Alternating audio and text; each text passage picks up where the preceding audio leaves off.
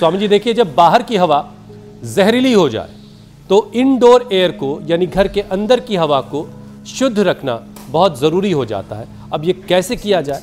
क्या योग स्वामी जी शरीर को ऐसे प्रदूषण से बचा सकता है?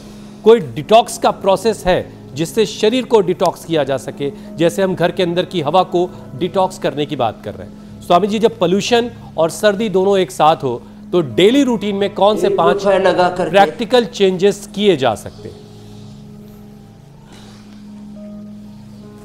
देखो, आपने एकदम ठीक कहा।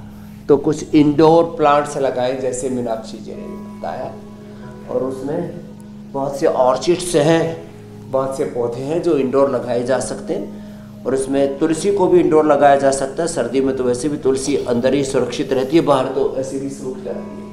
तो तुलसी है, गिलोय है, ऐसे बहुत सारे मनी प्लांट, ग्रीन प्लांट्स होते हैं, उनको आप घर के अंदर लगा सकते हैं। एक उपाय तो ये, बहुत सी ऐसे जड़ी बूटियाँ, पत्थर चटा है, और एलोवेरा, गिलोय, पारिजात, निर्गुंडी, सहजनादि, ये भी आप अंदर भी लगा सकते हैं। एक उपाय। दूसरा, आप अपने घर के अंदर एयर प्योरीफायर तो जो भी अब अलग अलग कॉस्ट के मिलते हैं, ये मुश्किल से 5 से अधिकतम 10% लोग ही उसको अफोर्ड कर सकते हैं, वो नहीं कर सकते। तो फिर क्या करें? तो अपने शरीर को इतना मजबूत बना ले। तो कुछ लोग कहते हैं जी ये तो जहाँ पोल्यूशन ज्यादा है, देखो कितना अविवेकपूर्ण तर्क देते हैं लोग। पोल्यूशन है, AQI खराब है, सांस लेंगे तो अंदर फेफड़ों में कार्बन डाइऑक्साइड चला जाएगा। अरे सांस नहीं लोगे तो ऑक्सीजन कैसे जाएगा? फेफड़े इतने मजबूत होने चाहिए कि आप सांस लें, और फेफड़े मजबूत होते हैं तो गंदगी को बाहर फेंक देते हैं। तो डीप ब्रीथिंग कभी भी नहीं छोड़े। हाँ, जब बहुत ही ज्यादा घना प्रदूषण है, फिर वहां आप मास्क लगा करके जाएं। और घर में जैसे स्वामी जी, आपने प्रदूषण की बात करी दी है, तो अब रिपोर्ट भी आपके सामने रख देती हूँ। और कुछ हवा में भारीपन तो आप भी महसूस कर ही रहे होंगे आप, अब क्योंकि दिल्ली में है। स्वामी जी, दिल्ली NCR में एयर क्वालिटी इंडेक्स 300 के पार पहुंच चुका है। हवा जहरीली है।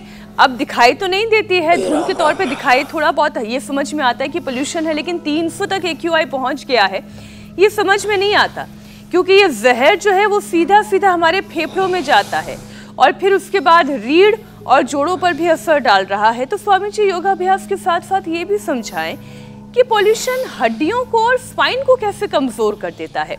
फेफड़ों को कमजोर करता है ये तो समझ में आता है, लेकिन हड्डियों और स्पाइन को कैसे इस पे इम्पैक्ट कर रहा है? अच्छा, ये टीम ने बड़ी मेहनत से स्वामी जी ये पूरी रिपोर्ट तैयार की है। 3 चीजों की जरूरत है। 7 अक्टूबर से लेकर ये जो अब आज की तारीख है 14 अक्टूबर तक 73 से 211 तक पहुंच गया AQI, और लगातार बिगड़ता ही चला जा रहा है। स्वामी जी, आप अपनी बात रखें। लो,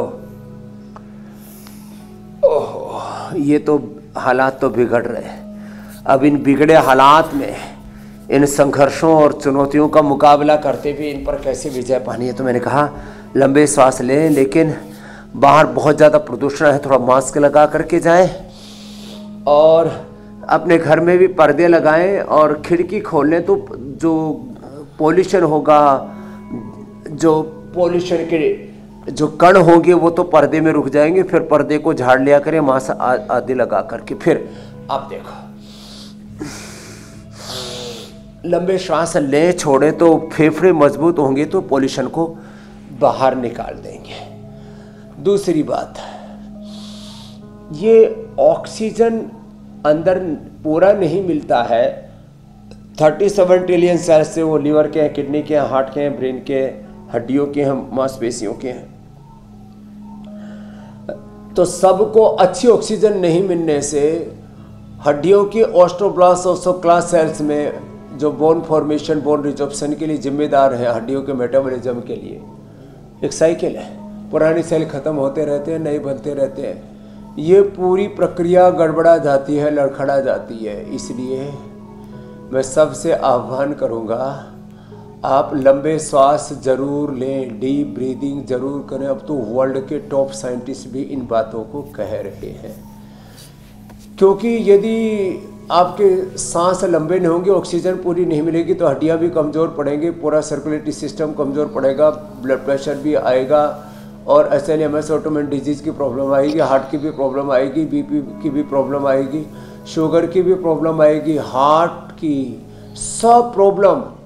क्यों भाई? आपको यदि ऑक्सीजन पूरा नहीं मिल रहा है तो ये तो थोड़ा पावर योग भी करा दिया हमने भुजंगासन के साथ, और साधारण दंड और हनुमान दंड और लंबे लंबे श्वासों के साथ। अब ये कर लें।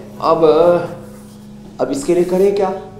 तो ऑक्सीजन पूरा आए इसलिए लंबे लंबे श्वासों के साथ ताड़ासन, तिर्यक ताड़ासन से लेकर के जो कर सके, सूर्य नमस्कार से लेकर के और ये सब आसन करें। और अपनी हड्डियों को मजबूत करने के लिए ये एलोवेरा गिलो पारिजात निर्गुंडी सहजना, पेड़ा निर्गोल्ड ऑर्थोग्रिड ऑर्थोकेयर और हल्दी मेथी सोट का, अश्वगंधा शतावर का प्रयोग और सुबह सुबह लहसुन का प्रयोग।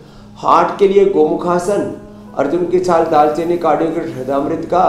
और अपने आप को देखो, जैसे मैंने कहा फेफड़ों में सांस भरा, मजबूत होंगे, गंदगी को बाहर फेंक देंगे। ऐसी आपकी किडनी ठीक है तो जो भी खाने में कचरा जाता है किडनी उसको फिल्टर करके बाहर निकाल देगी। आते उसको जो है खराब चीज़ों को अवशोषित कर, अच्छी चीज़ों को अवशोषित करके खराब कचरा को बाहर फेंक देगी। तो आप अपने फेफड़ों को मजबूत रखिए, वहाँ कचरा नहीं चिपकेगा। अपने हार्ट को मजबूत रखिए तो कचरा को फेंक देगा बाहर। उसको ये एक प्रकृति ने, परमेश्वर ने एक नैसर्गिक ताकत दी हुई है। लंग को, हार्ट को, लीवर को, किडनी को, आंतों को, वो अपने शरीर की गंदगियों को साफ करने का काम करते हैं। हमारे शरीर से गंदगी इन्हीं माध्यमों से निकलती है, पसीने से निकलती है, मलमूत्र से निकलती है, ऐसे हम सांस बाहर छोड़ते हैं उससे गंदगी निकलती है। और इसके लिए हार्ट का सांसों के माध्यम से गंदगी बाहर निकलती रहे, इसलिए हार्ट का और फेफड़ों का मजबूत होना जरूरी है। और नीचे मलमूत्र से गंदगी निकलती रहे, इसके लिए लीवर का, किडनी का, आंतों का ठीक होना जरूरी है। और ये पसीने से गंदगी निकलती रहे, इसलिए पसीना बहाना जरूरी है, तो रोज पसीना बहाते हैं। बिल्कुल। और सबसे पहले तो इस पोल्यूशन से निपटने के लिए जो फेफड़े वाली छलनी है उसका मजबूत रहना बड़ा ज़रूरी है। वो मजबूत रहेगी तो ऑक्सीजन को छान के अंदर कर लेगी और बाकी चीज़ों को वापस बाहर निकाल देगी। ये बड़ा अहम है।